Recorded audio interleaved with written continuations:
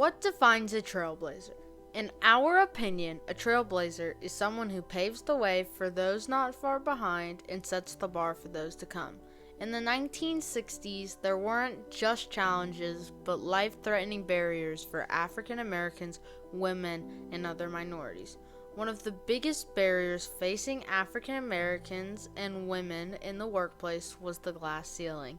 The glass ceiling is defined as a barrier to advancement in a profession, especially affecting women and minorities.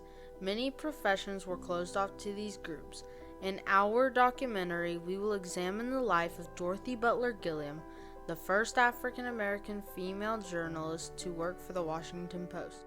She was a true trailblazer who broke barriers, shattering the glass ceiling of the Washington Post in the 1960s. Dorothy's life began on November 24, 1936, in Memphis, Tennessee.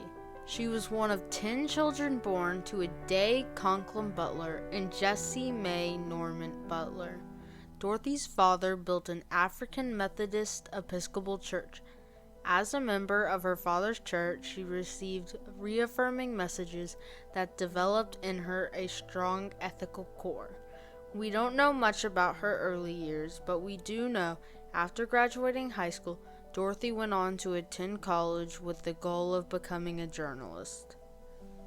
Dorothy attended college in the 1950s. During this period, African Americans were unable to attend many colleges and universities due to segregation. Before the Civil Rights Act of 1964, many African Americans attended historically black colleges and universities, referred to as HBCUs.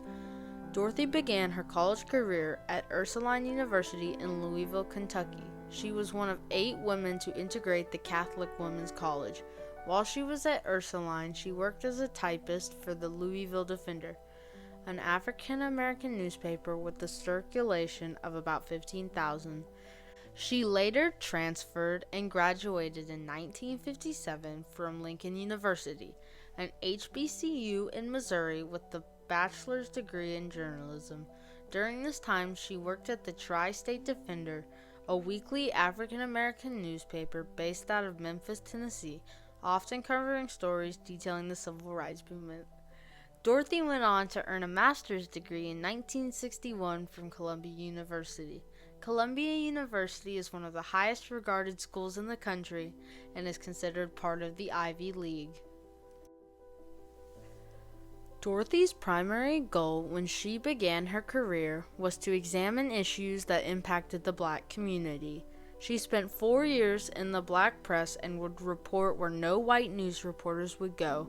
Inspired by Dr. Martin Luther King Jr.'s call to African Americans to go into white corporations and excel, Dorothy Butler Gilliam started her career in the Washington Post in October of 1961 as a reporter on the city desk. Being an African American who was born in the South greatly affected her life due to segregation and the lack of civil rights in the United States. Both African Americans and women were not well represented to the Daily American and the media. She felt there was dishonesty in the news and decided to step up. She would work as a news journalist and share with the world her unique viewpoint as an African American female. Dorothy Butler Gilliam once overheard an editor she was working with call African American lives cheap deaths.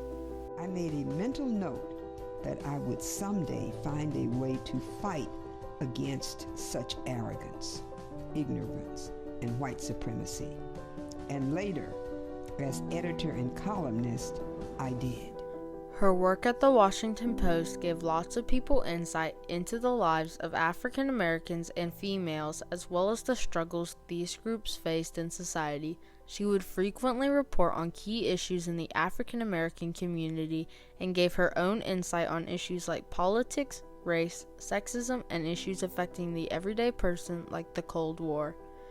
People against the civil rights movement would often criticize her and her views, but people who offered support would cheer her on as she put countless hours into reporting the news and shining a light on issues that affected minorities.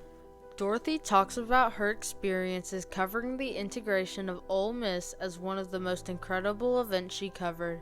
In the fall of 1962, she was sent by the Washington Post to cover the integration of the university. So I flew into Memphis, and he and I drove to Oxford from Memphis. We were stopped on the way by this truck that had those gun racks over the top of it. I don't know what he said. I don't remember what he said, but he got out and talked to them. I knew how cheap my life was in Mississippi. While covering the story, she wasn't allowed to stay in the same hotels as her white colleagues. She had to stay with African American families in the area and even had to spend the night in a funeral home. She would later go on to briefly teach journalism at American University and Howard University. She not only managed this, but she also served as president of the National Association of Black Journalists from 1993 to 1995. She was an activist for public service. She also developed the Young Journalist Development Program, which ran from 1997 to 2017. This program matched high school journalists with mentor writers from the Washington Post. While serving as a fellow at George Washington University, she developed a journalism training program targeted at local underserved high schools called Prime Movers Media. It began in 2004 and spread from Virginia to Philadelphia. After a distinguished career in journalism, Dorothy went on to write a book called Trailblazer about her triumphs working at the Washington Post, as well as some tragedies she faced on the way. Even though she became successful, she never forgot the discrimination she faced. In her book, she talks about how one time she went to go meet with a high-profile celebrity for an interview, and when she went to the home, she was told that the maid's entrance is that way. In Dorothy's book, she talks about how when she would enter the Washington Post's building, she would see white man after white man, with only an occasional black man or white woman, but she was the only black female there other than secretaries. American society didn't recognize civil rights for African Americans in the early 1960s. This made it even more difficult to pursue careers most would recognize as white jobs. Traditionally, journalism and reporting was considered to be a career only to be pursued by white men. In today's world, this is clearly discrimination. Not only is discrimination wrong, but there are limitations to having news and media only reflect one group of people. We interviewed Dr. Candace Lanius, a communications professor at the University of Alabama in Huntsville, to get her input on why it is important to have diverse perspectives in the media. Here's what she had to say. So I think Dorothy really illustrates sort of the two sides of that question. The first of which is, with different perspectives, you can see different things because different subjects, different contexts matter more to you. And then the other part of that is the way that we frame or share information changes. So if you're able to frame issues or perspectives that match with your target demographic, if you share that identity, you're able to communicate more successfully across racial barriers or age barriers, and in this case, race and gender barriers. Dorothy Butler Gilliam was clearly able to communicate successfully across multiple barriers. She found a way to allow people to understand different perspectives on minority issues, which empowered people to take a stand against racism and sexism. Despite her accomplishments, her story is less known than other influential civil rights heroes.